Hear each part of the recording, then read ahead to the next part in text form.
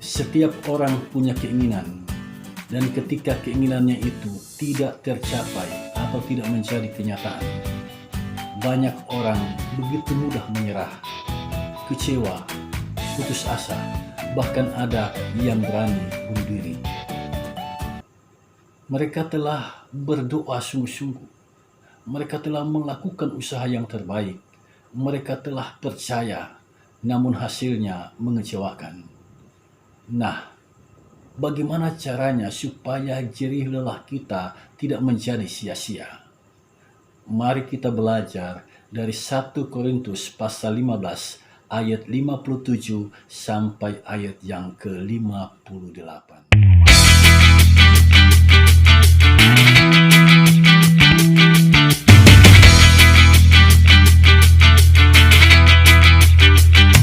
Dalam 1 Korintus 15 ayat 58, Paulus berkata, "Sebab kamu tahu bahwa dalam persekutuan dengan Tuhan, jerih payahmu tidak sia-sia."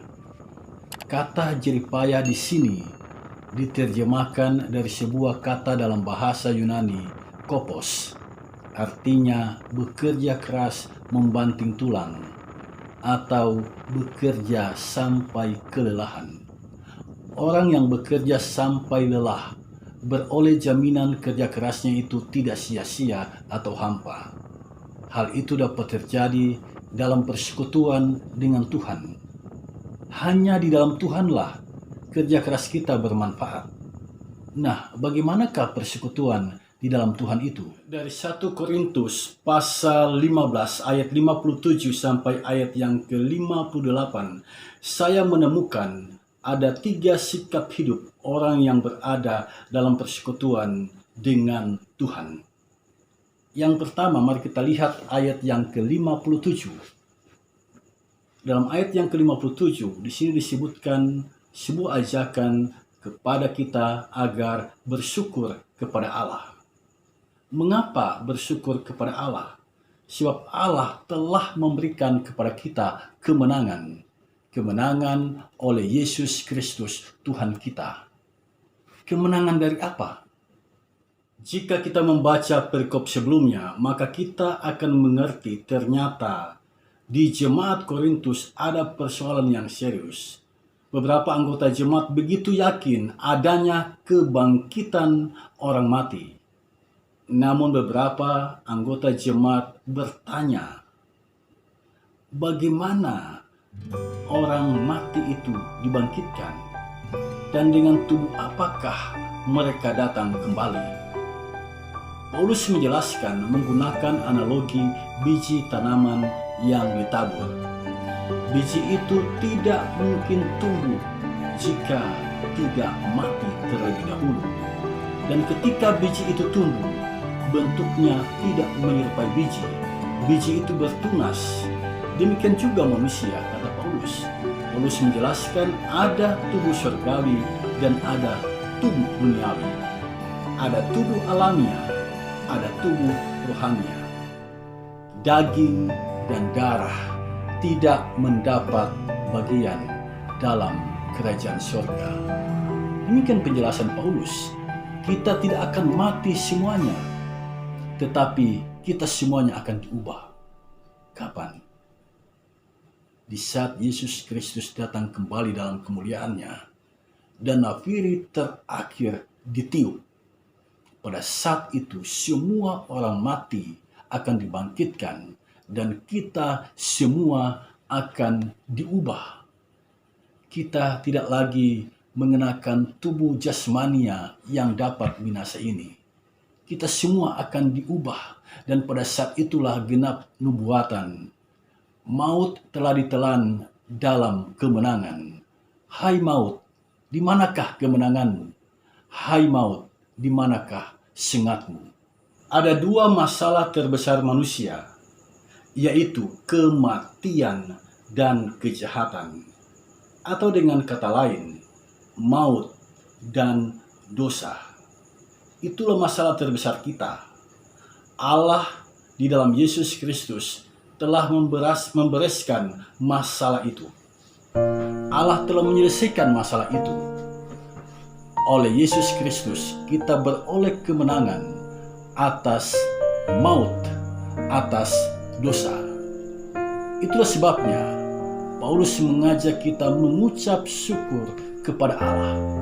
Kita diajak mengucap syukur kepada Allah sebab Allah telah membereskan masalah kita itu dengan memberikan kemenangan oleh Yesus Kristus. Kematiannya memastikan bahwa hukuman dosa sudah ditanggung. Kebangkitannya memastikan upah dosa, yaitu maut, yaitu kematian, sudah dikalahkan.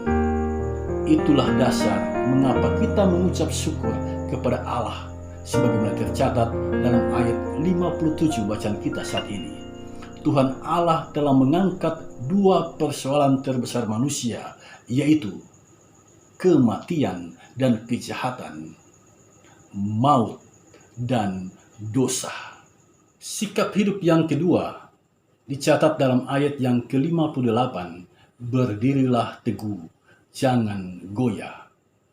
Kata teguh diterjemahkan dari kata dalam bahasa Yunani hedraios, artinya tetap berada dalam satu posisi terus-menerus. Tetap setia, tetap tabah, tetap tenang dalam satu posisi terus-menerus. Kata jangan goyah diterjemahkan dari kata ametakinetos, artinya tidak bergeser. Ibarat pohon bambu yang meliuk-liuk ditiup angin, tetapi akarnya tetap di situ, akarnya tidak kemana-mana. Itulah pengertian kata teguh, itulah pengertian kata jangan goyah. Dalam hal ajaran, dalam hal keyakinan, dalam hal prinsip hidup, orang Kristen kokoh tak bergeming. Mereka bahkan berani mati demi keyakinannya itu. Kita dapat melihatnya dalam catatan sejarah. Stefanus mati dilempari batu. Petrus rela mati disalib. Yakobus rela mati dipenggal kepalanya. Polikarpus, pemimpin jemaat Smyrna, rela mati dibakar hidup-hidup. Mereka memberikan teladan kepada kita. Teguh, kokoh, tidak goyah dalam hal keyakinan mereka. Sikap yang ketiga dicatat dalam ayat yang ke-58. Giatlah selalu dalam pekerjaan Tuhan. Kata giat di sini diterjemahkan dari sebuah kata dalam bahasa Yunani perisewontes, artinya sangat berlimpah dalam kualitas dan kuantitas, sebuah ajakan untuk tetap bersemangat. Jadi, dalam melaksanakan pekerjaan Tuhan, mesti selalu bersemangat, mengedepankan kualitas dan secara kuantitas lebih sering melakukannya. Simpulannya, jika kita menghendaki jerih lelah kita tidak sia-sia, maka kita diminta untuk memelihara persekutuan dengan Tuhan dengan cara selalu mengucap syukur kepada Tuhan, berdirilah teguh, dan giat selalu dalam pekerjaan Tuhan. Semangat dalam pekerjaan Tuhan. Kita sekarang berada dalam minggu Advent yang pertama. Masa Raya Advent mengandung pengajaran agar orang Kristen berbenah diri menyambut Natal Yesus Kristus. Terlebih lagi bersiap menyambut kedatangannya kembali. Tanamkan dalam diri kita semangat hidup yang selalu mengucap syukur, sebab Kristus telah membereskan dua masalah terbesar manusia, yaitu kematian dan dosa. Kematian dan kebangkitan Kristus, itulah dasar mengapa kita selalu mengucap syukur kepada Allah. Ada kisah tentang seorang penginjil yang memasuki tanah Papua. Dia berjumpa dengan kepala suku. Kepala suku di sana disebut Ondo Api. Nah, penginjil ini memperkenalkan tentang Yesus, mujizat-mujizat yang Yesus lakukan. Ondo Api berkata kepada si penginjil, "Kau mau tahu saya mau menunjukkan kesaktianku berjalan di atas danau ini? Siapa yang selama ini memberi makan rakyatku? Saya bisa melakukan semuanya itu." Si penginjil ini terdiam. Lalu penginjil berkata, "Yesus punya mujizat yang luar biasa yang mungkin tidak bisa kau lakukan." Ondo api atau kepala suku itu bertanya, "Apa itu?" Si penginjil berkata, "Yesus mati, tetapi kemudian dia bisa bangkit." Si ondo api langsung terdiam dan berkata, "Kalau yang itu saya tidak bisa melakukannya." Saudara sekalian, pelajaran dari cerita ini, manusia dapat mengalahkan segalanya. Manusia punya kesaktian yang dapat dia tunjukkan, tetapi manusia tidak dapat mengalahkan maut. Manusia tidak dapat mengalahkan kematian. Hanya Yesuslah yang dapat melakukannya. Di sekitar kita ada banyak pengajaran sesat. Jika dulu penyesatan itu berlangsung dari mulut ke mulut, sekarang lebih maju lagi dengan adanya media sosial. Pertentangan pun terjadi di rumah. Banyak orang meninggalkan gereja dan membangun persekutuan yang baru. Pesan firman bagi kita saat ini, berdirilah teguh. Jangan goyah.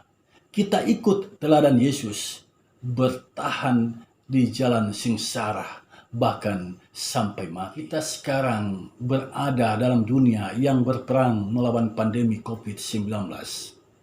Ini merupakan ujian iman bagi kita. Sejauh mana kita bersemangat dalam pekerjaan Tuhan. Saat ini banyak orang yang ketakutan dengan pandemi ini. Saking takutnya, mereka tidak mau datang di gereja sekalipun dimungkinkan dengan protokol kesehatan. Banyak orang takut mati. Kematian selalu menjadi persoalan terbesar manusia. Melalui firman Tuhan saat ini, kita beroleh kekuatan bahwa Kristus telah mengalahkan kematian. Kristus telah mengalahkan maut. Kristus telah mengalahkan dosa. Dan kita sebagai pengikutnya, mari kita memelihara keyakinan iman ini, sehingga jerih payah kita, jerih lelah kita tidak menjadi sia-sia. Sebaliknya, kita bertumbuh sebagai pribadi yang selalu mengucap syukur,